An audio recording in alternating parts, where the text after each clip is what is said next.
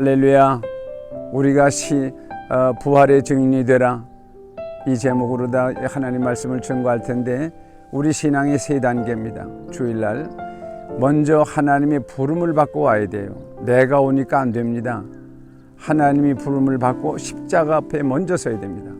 예수의 보혈의 피로 성령으로 거듭난 사람은 그 피를 힘입어서 하나님의 보좌 앞에 담대히 나가는 것이고, 아직 구원받지 못한 사람은 십자가 앞에서 예수의 피로 아담의 범죄로 해서 죽었던 내 영혼을 속죄함을 받고 우선 하나님의 자녀가 되어야 됩니다. 첫째 단계, 그러니까 예수의 보혈의 피로 거듭나는 단계, 즉 하나님의 자녀가 되는 겁니다.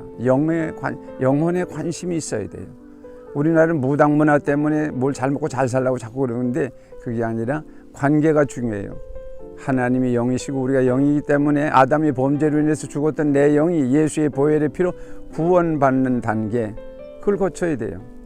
그리고 구원받은 사람은 또 지은 죄를 예수의 피로 깨끗하게 씻으면 됩니다. 그리고 번제단을 통해서 수고하고 무거운 짐을 다 내려놓고, 그리고 예배에 참석합니다. 내가 성령 충만하게 믿음으로 받아야 돼. 그건 금초대 믿음입니다. 믿음으로 받아야 돼. 그 다음에 떡상도 믿음으로 받아야 됩니다. 떡상, 순금 위에 있으니까 말씀을 믿음으로 다 받고, 그리고 감사로 그 말씀을 봉사해야 돼. 그리고 금 향단에서 순금이죠. 아주 정금 같은 믿음으로 성부 하나님, 성자 하나님, 성령 하나님한테 예배하는 것, 이것이 우리가 주일날 예배의 순서입니다. 그리고 거기서 끝나는 것이 아니에요. 그리고 우리는 세상에 나가야 됩니다.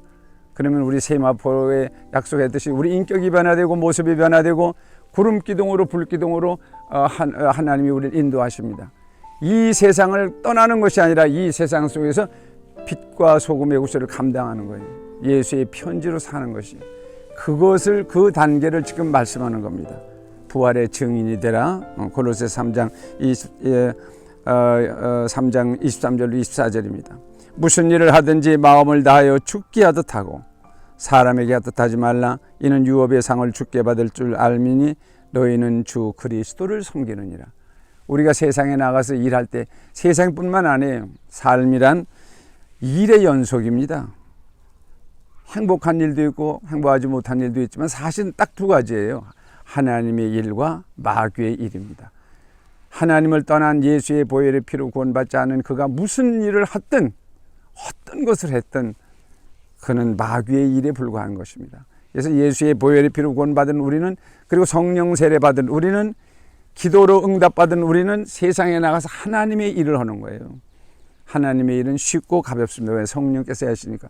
그래서 그 내가 하는 것이 아니라 성령이 감동되는 대로, 말씀이 인도하는 대로 순종하면 되는 거예요. 하나님의 일이 내가 밥 먹는 일, 일상생활하는 모든 일이 하나님의 일이 되면 됩니다. 그러면 그 상급을 내게 주신다고 그러죠. 하나님이 얼마나 좋습니까? 수고하고 무거운 짐진 자들을 다 내게로 오라. 내가 너희를 쉬게 하리라. 내 멍에는 가볍고 쉽다 그랬어요. 우리가 하나님의 일로, 오늘 이 설교하는 것도 하나님의 일로 하면 가볍고 쉽습니다. 그런데 그렇지 않을 것 때문에 힘들어요. 그래서 우리 예수 믿고 구원받은 사람이 일의 복이 있어요. 무슨 일을 하든 죽게 하듯 하게 되고, 무슨 일을 해도 하나님의 일이 돼서 내게 상급이 된다, 그 말이에요. 누구 목사님 눈치 볼 것도 없고 세상 사람 눈치 볼 것도 없습니다. 이게 중요해요. 무슨 진심으로 해야 됩니다. 자, 여기를 보세요. 내가 오늘 여기 와서 목사원을 이거를 하는 이유는, 여러분 이 기둥에 칠한 것이 다 벗겨진 게 보일 겁니다. 내 이 집을 지면서 느꼈어요. 인부들한테 이 사람들 눈가림만 하고 와서 저렇게 칠하고 벗어줘도 그만입니다. 저 아직 1년밖에 안 된 집이에요. 돈만 벌어먹고 다 살짝 하고 간 겁니다. 이 동네 사람들이에요. 그러니까 못 사는 겁니다. 살 수도 없고 살아서도 안 됩니다. 돈을 목적으로 하는 거예요. 그러니까 이거 한 번만이라도 그렇게 생각해 보세요. 아주 헌집이 됐잖아. 그 내가 칠하지 않아요. 왜 안 칠하냐면, 이게 칠하든 안 칠하든 나 안에 큰 변경이 없거든요. 그리고 이 집은 서울 성서교회 목사관입니다. 내가 이 집을 지을 때가 82에 이 집을 지었어. 그러니까 사람들은 미쳤다고 그러지. 얼마나 살자고 그랬냐고. 내가 왜 82만 삽니까?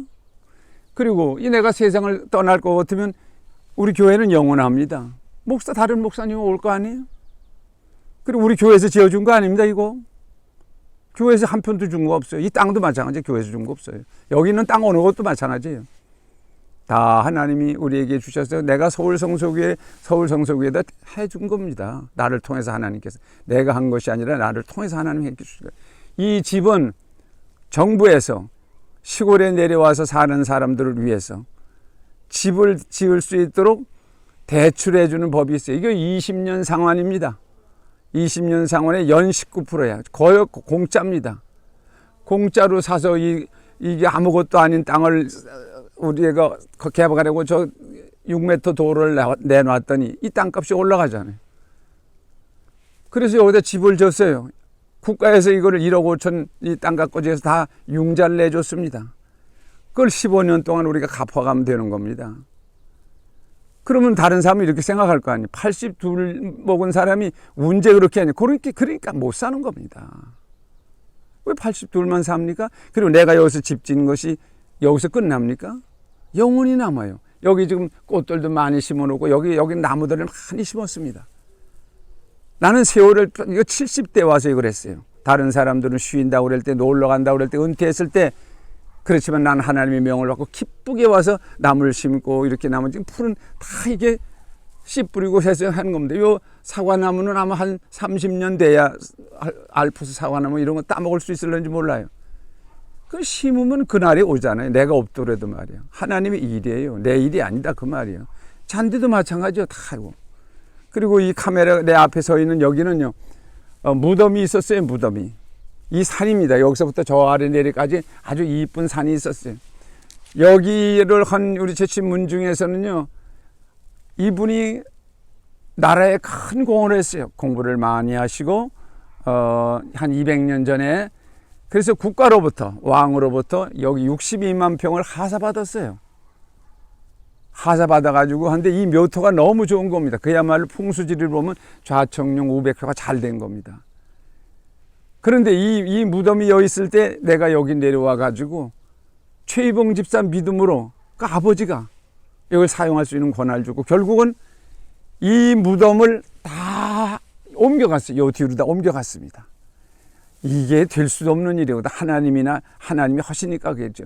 그리고 이 무덤이 있던 요 산을 아주 이쁜 산이 저까지 이 산을 다 헐어가지고 지금 황토방 거기다 논이고 칠척칠척해서 못 쓰는 땅입니다. 저 아래 우리 이연숙 집사네 그리고 우리 조장로네 집 거기도 다 이 땅 이걸 갖다가 메워가지고 집을 지은 겁니다. 즉 환경을 만들었다 그 말이에요. 사람들이 와 보면 너무 좋다. 처음부터 좋은 거 아니에요. 나무도 하나도 없었어요.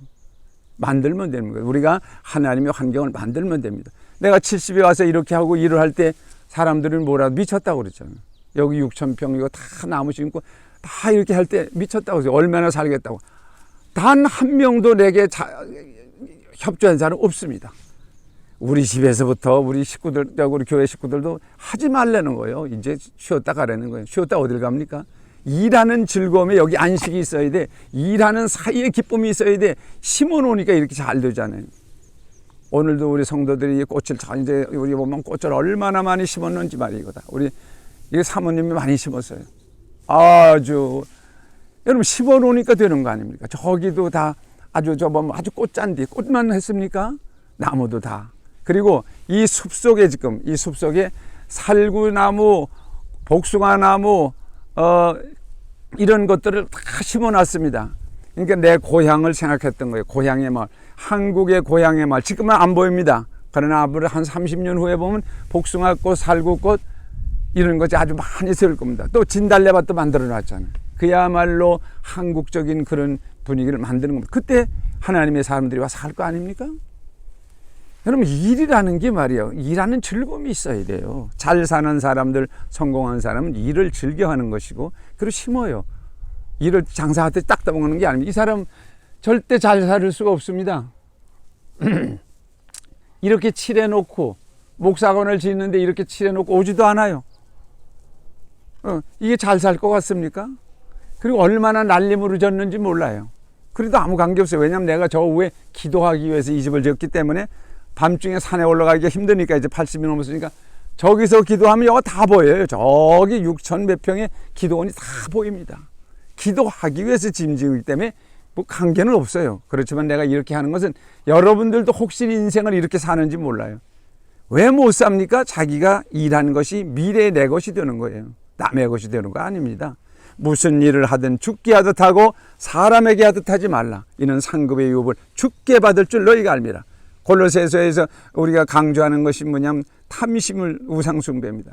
일하는 즐거움이 있어야 돼요. 내가 존경하는 우리 선배분 한번 소개할게요. 2008년 신문에도 났습니다. 한국 호서대학교를 설립하신 강석규 박사입니다. 그 강석주 박사가 65세에 은퇴하셨어요. 성공했죠. 좋은 대학을 나오고 유학 갔다 오시고 호서대학 설립하고 신앙적으로도 성공했고 사회적으로도 성공했습니다. 다들 부러워했습니다. 그리고 95세가 되는 날, 95세 생일날 크게 깨달았어요. 자기가 65세 은퇴하고 아무것도 하지 않고 놀러 다니고 쉬고 친구들하고 하고 그리고 95세 생일 잔치를 받으면서 이분은 하나님을 믿는 분이니까 깜짝 놀란 거예요. 내가 만약에 65세 때 은퇴할 때 95세까지 산다는 걸 알았더라면 35년을 허수히 보지는 않았을 것이다. 95세를 살고 보니까 65세 은퇴한다는 건 자기 생의 3분의 1이 그냥 없어진 거예요. 그리고 그가 크게 깨닫습니다. 내가 다시 얼마를 더 살는지 모르지만 10년을 계획하고 살리라. 105세 되는 생일날 나는 절대 오늘같이 후회하지 아니하리라. 그리고 어학 공부를 시작합니다. 내가 그동안에 못했던 어학 공부를 시작하고 105세 되는 날 내가 이렇게 하나님이 주신 시간을 사용했습니다. 이렇게 주신 하나님의 능력을 사용했습니다. 하나님의 부끄럽지 않은 삶을 살아내겠다고 했습니다. 참으로 내가 후배들에게 얘기합니다. 은퇴는 없다. 인생에서 은퇴는 없습니다. 그가 다시 절규하듯 그 글을 썼더라고요.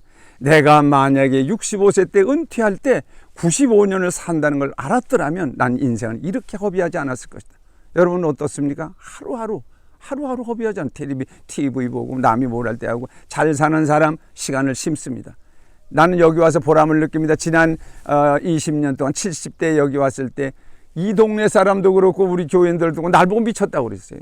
미쳤다고. 또 우리 교인들 나 따라오기 힘든 또 열심히 와서 일한 성도들도 많아요. 잔디서부터 저기 소나무 조그만 거 다 와서 심은 성도들이 있습니다. 그러나 90%의 사람들은 미쳤다고 그랬어요. 그렇지만 이렇게 해놓으니까 좋잖아요. 이 산도 없애니까 좋잖아요. 하나님 거저주는 게 아니에요. 우리는 이 땅을 사용할 고난이 있어요. 예수의 이름으로 예수의 영광을 위해서 말이에요. 하나님의 환경을 만들어가며 살아요. 우리 가난 주님께서 감당하셨어요. 가난해질 이유가 없어요. 우리 질병 하나님이 감당하셨어요. 건강할 필요가 있어요. 내가 이거 하는 동안에 아주 건강해졌습니다.